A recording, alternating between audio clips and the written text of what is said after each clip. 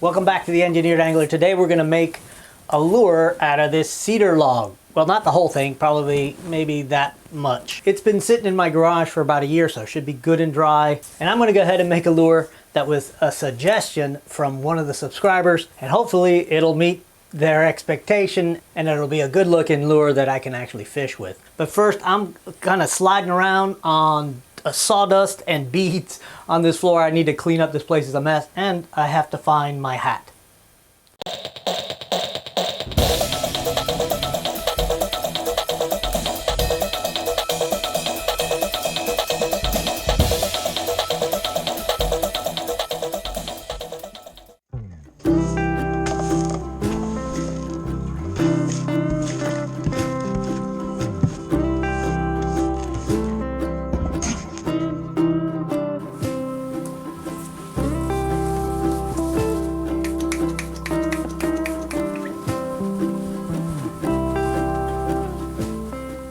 So the lure I decided to make is a topwater glide bait, but I'm going to make it a two-part glide bait, so it has a single joint in it. And I want to make it so it looks like a golden lake shiner, at least in shape, because the shape is very shad-like and looks a lot like a lot of bait fish. So I want the lure to be 5 inches, and I'm going to do a 4:1 scale here.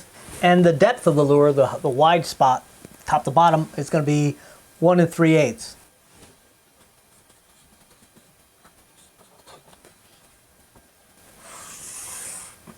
And I know I want my widest point about 1/3 of the way back. And so the rest of the drawing will be freehand, and hopefully I can come up with a drawing that looks like a shiner to most people.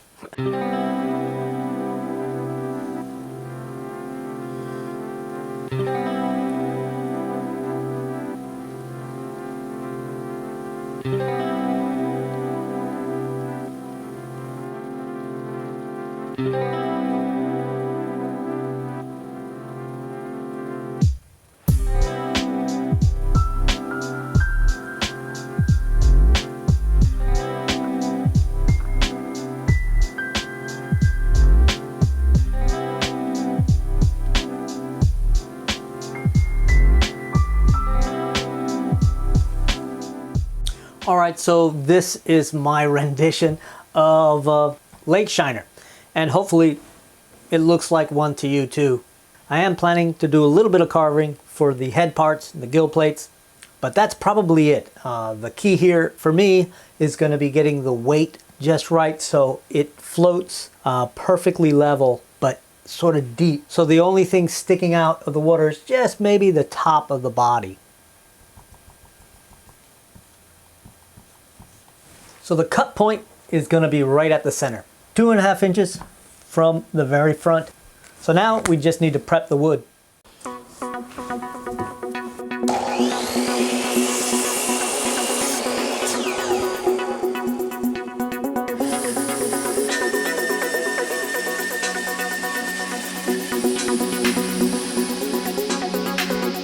Alright, this is starting to look a little questionable with all these wormholes, but we'll keep going. Let's see if we can get a decent piece of wood out of this thing.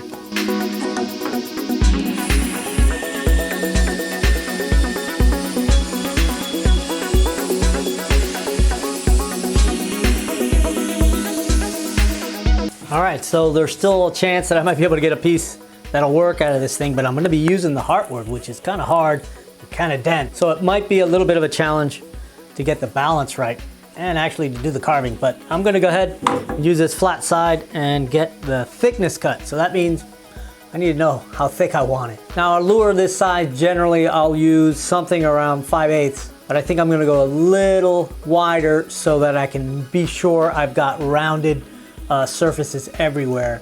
So I'm going to go with a full inch. This way, if I've got some weird flaws, I might be able to correct for them.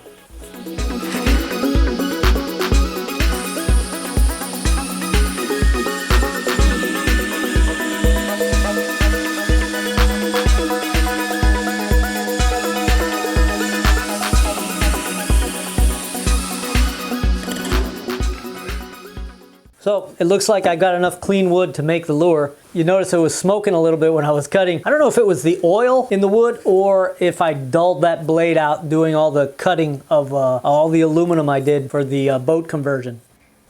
To be able to calculate the density, I cut a little square out of my bulk wood. And now I'm going to take multiple measurements of every side. And I'm doing a lot of measurements here because the cuts are really irregular. Then I'll take all those measurements and I'll average them together for the dimension of that one side. And I'll do that to all three of the sides of this little cube. And then I can just multiply those three numbers together to get my volume, which here you can see is 15.75. Now I'm weighing it. I get 9.99 grams and I just divide the volume into the weight and I get 0.634 grams per cubic centimeter. All right, so now we have the density of the wood, and as tedious as that might seem to you, this is really key to getting the weight right on this. Otherwise, you're doing a bunch of drilling, filling, and then removing and just a bunch of testing in the test tank. This gets us right on the money, more or less, and since it's a topwater lure, I'm really confident I can get exactly the weight I want. I get a lot of comments about how, you know, folks just sort of wing it and get it done. And absolutely, I mean, most people don't do a whole lot of calculations or an examination of what their lures are doing and why they're doing what they're doing. And that's fine. I mean, I've done plenty of lures where I've just started carving and just sort of freestyled a lure build. And it works. I mean, you can have a lot of success doing that. And I highly recommend doing it. It's a good learning experience. But if you want to be able to repeat successes or avoid failures, and especially know what those failures were caused by and why your lure succeeded, those things take a little bit of review of your work and maybe a little bit of calculation, at least keeping track of dimensions and those sorts of things. Otherwise, it becomes a little bit of a game of chance, and sometimes you win and sometimes you lose. All right, so here's the sketch I made a while back. What I like to do once I have a sketch like this is I'll take it to my copier and I'll make 4 or 5 copies. This way I can cut out templates all I want, and if I screw one up, I always have the original. With copies in hand, now I can use a little bit of spray-on adhesive on the back, and I'll just lay it on my block of wood on a spot that I know is pretty clean. We'll rub it down and then I'll just cut away the excess paper. And now we're ready to go to the saw and get this thing cut out.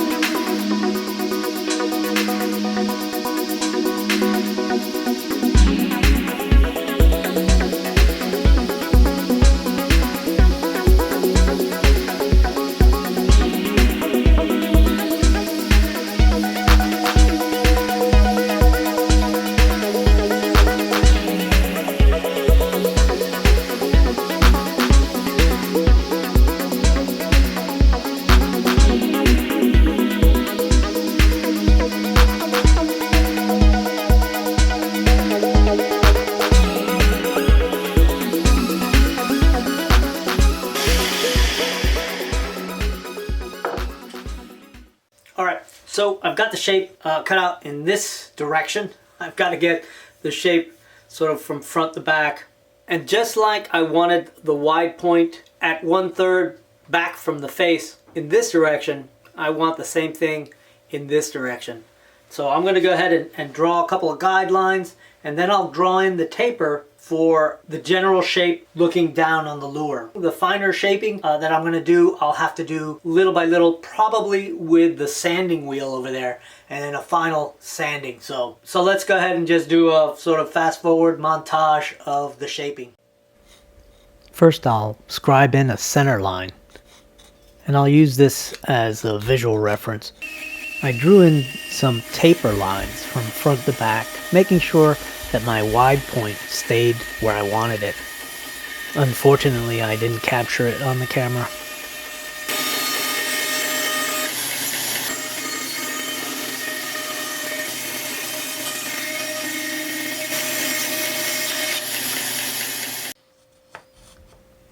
These next guidelines are there, again, for visual reference. I'm going to take this to the saw and try to get as much of the material as I can off this lure before I start sanding and grinding with the sander. With the bandsaw table set at 45 degrees, I can follow those lines I just drew and really take a big chunk out of those corners.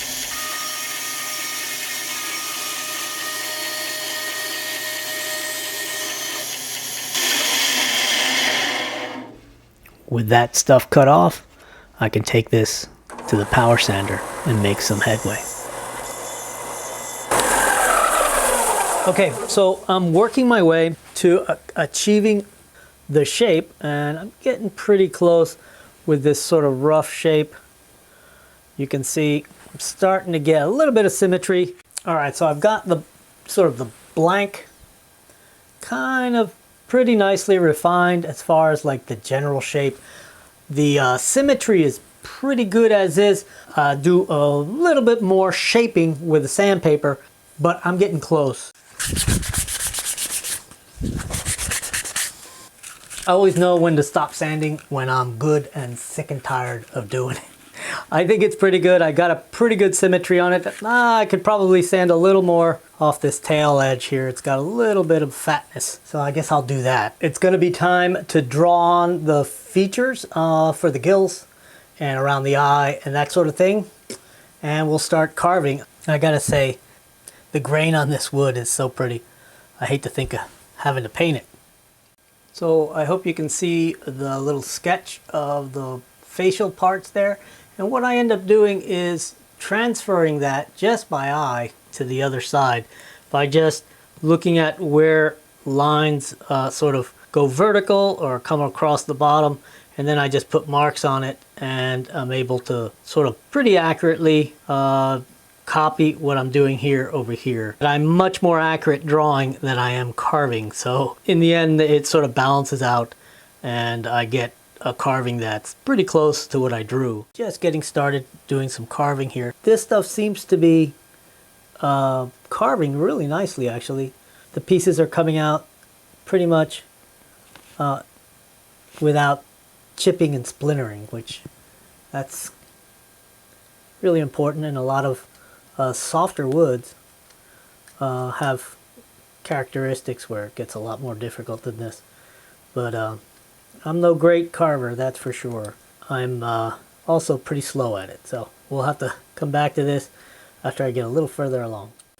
Alright, I've got all the carving I'm going to do done. Pretty much looks like what I intended, and it fits right in our template. Now I'm just going to cut a slot right down the middle of this tail section, just so I can get a little small tail fin on there. I really like the way this lure looks, and I'm gonna have a hard time cutting it in half. So I'm thinking maybe I'll leave it as a one-piece glide bait and see how it performs. If I don't like the way it performs, then I won't feel too bad coming back, cutting it in half and doing a refinish on it.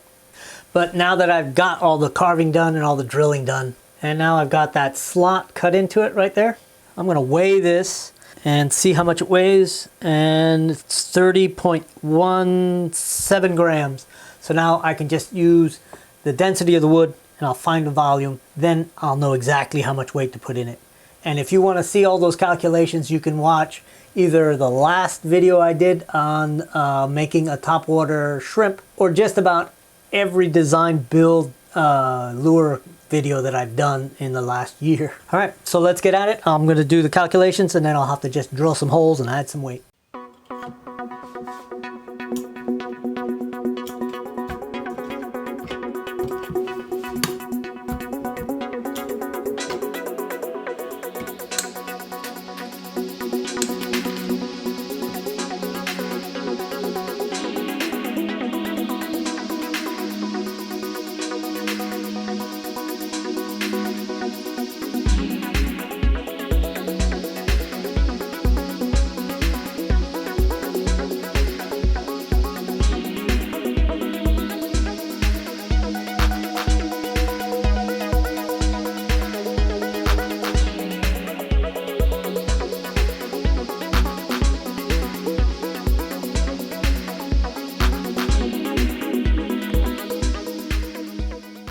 before I can make my final decision on whether to cut a joint in this thing, I would prefer to leave it in one piece, but I need to know that it'll actually work. I'm going to go ahead and seal it with a little bit of Minwax polyacrylic. I'm going to spray it on with the airbrush and let it dry for about 20 minutes, and I hope that'll give me enough protection to take it to the water. I did place the weight just forward of the cut point, so I can still cut it and still have the weight in the right place.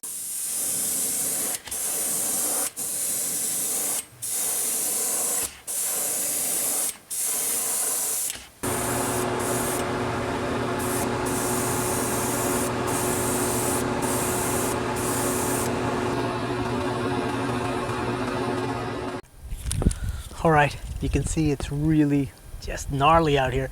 I've got a plastic bag just in case it starts to rain because I've got my good camera. Here's the lure. I've got some little makeshift weights on it. All right, it looks like it floats right.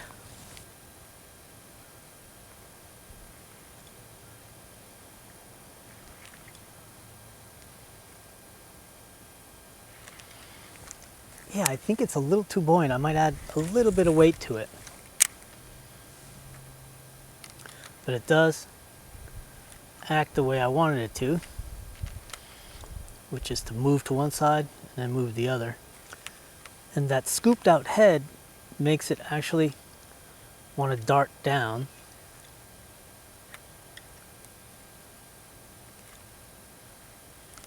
Oh, I like it. Yeah, it definitely acts a little different. It needs to be a little less buoyant. And actually, if you allow it to get under the water, it actually swims.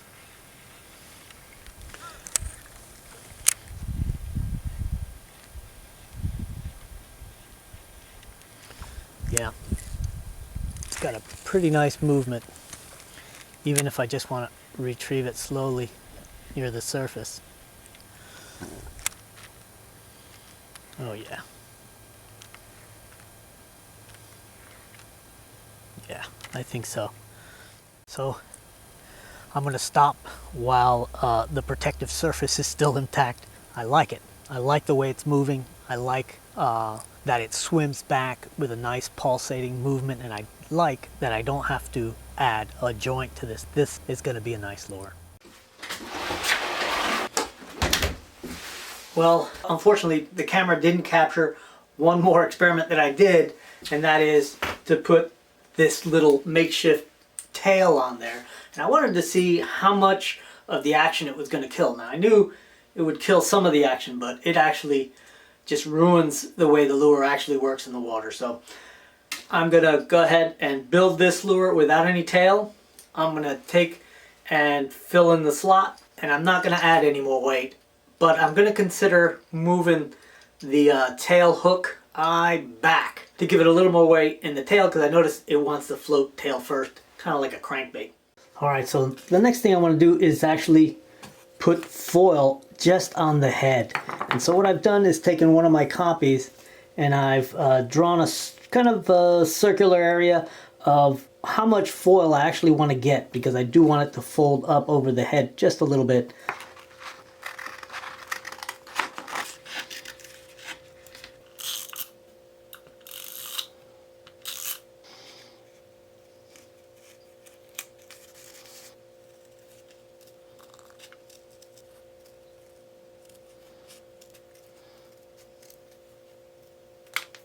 Alright, now it's just a matter of peeling the backing off and putting on the foil.